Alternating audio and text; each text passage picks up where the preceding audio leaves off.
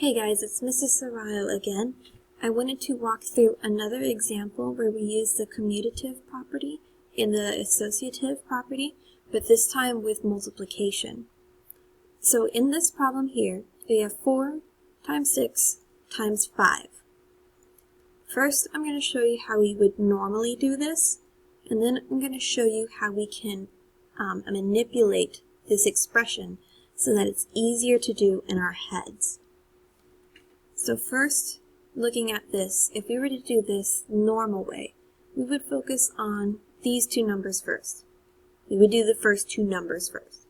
So let's go ahead and do that. 4 times 6 gets us 24.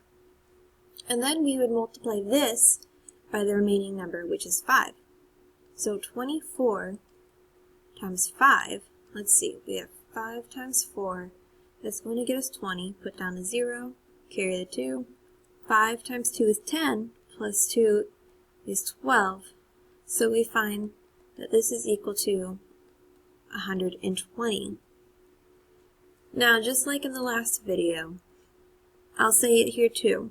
We won't always have pen and paper to do this, or a calculator to do this. Things happen, phones break or die, calculators aren't kept around very often anymore, and sometimes you just don't have resources to do this longhand like we normally would. And so it's important for us to know how to manipulate these kinds of equations so that we can do them in our head. I don't know about you guys, but this would be hard to do in my head, and I've got a bachelor's degree in mathematics. Not to brag.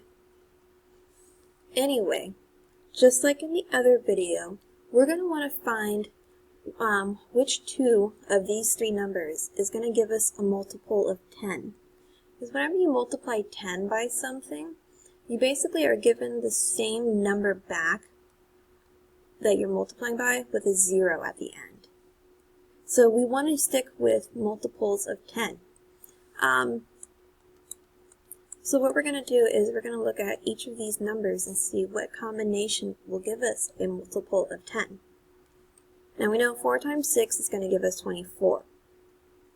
So we don't want to do that.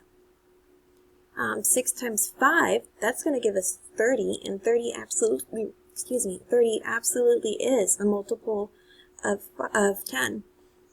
We could also do 4 times 5. That will give us 20, which is also a multiple of 10.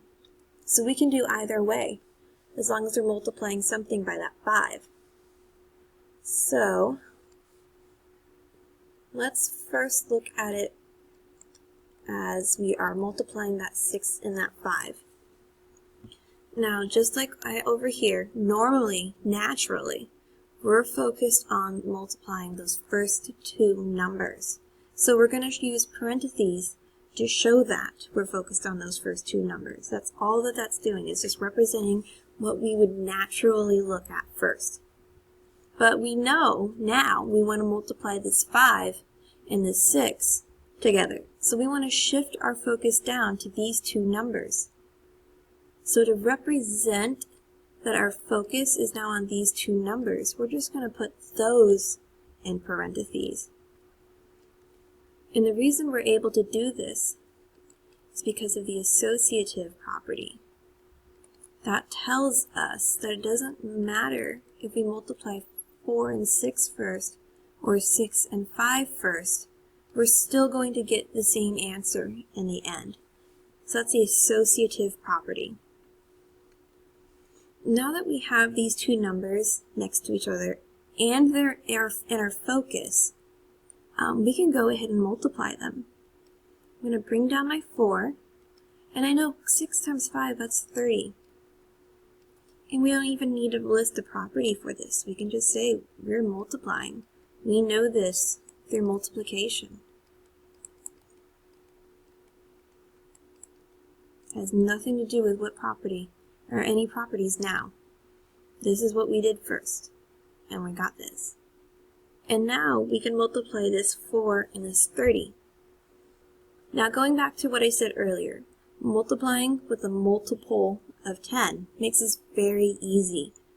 When we're multiplying 30 times 4, we can actually kind of look at it like we're multiplying 3 times 4, and then in the end we're just going to add a 0 to it.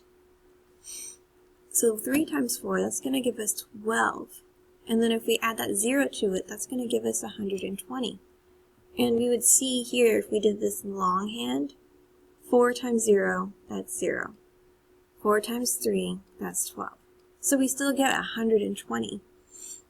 Multiplying, though, by a multiple of 10, that's one less step you have to really worry about. You just add a 0 at the end.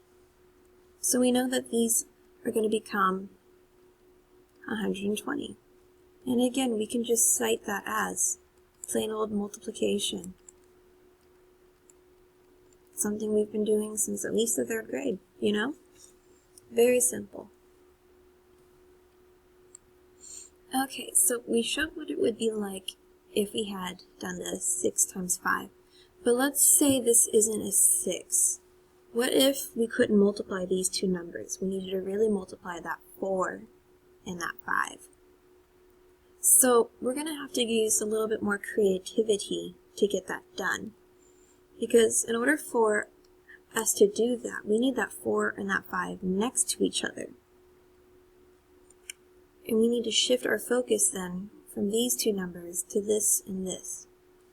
So the first thing I recommend you do is you flip that 4 and that 6. The focus is on those right now, so might as well move the 4 over here while we're there. So this would be 6 times 4, in parentheses, times 5. So at least now we have that 4 and that 5 next to each other. And the reason we can do this is because of the commutative property. The commutative property is what makes this possible. That tells us if we multiply 4 times 6, we're going to get the same answer as 6 times 4.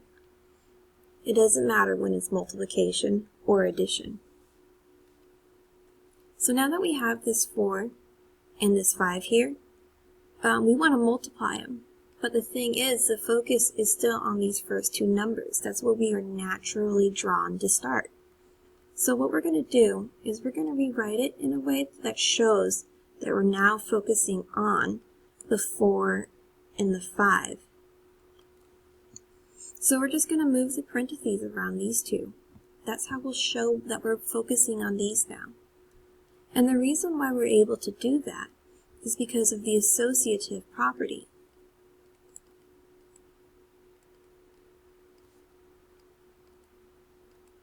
The associative property tells us if we were to multiply 6 times 4 and then by 5, we would get the same answer as if we multiplied 5 by 4 and then by 6. The associative property makes that happen. It's very nice. Now we have 4 times 5. They're right next to each other. They're in parentheses, showing that we are now thinking about these two. This is what we're focusing on. Let's go ahead and multiply. So, let's go ahead and multiply those together. 4 times 5, that's going to get us 20. We know that. And then if we do 6 times 20, we're just going to bring that down. We don't need a property to say that we're doing this. This is just straight out multiplication.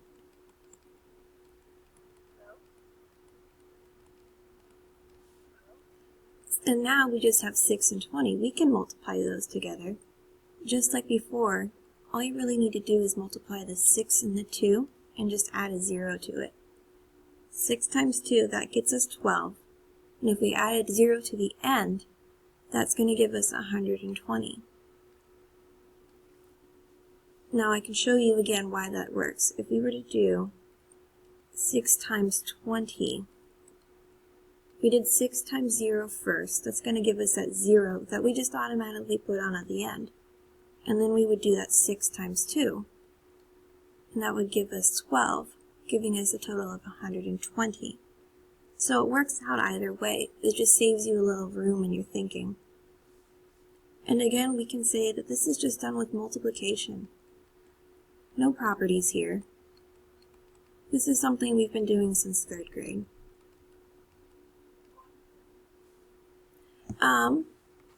So this is another example of when we use the associative in commutative properties, this time with multiplication.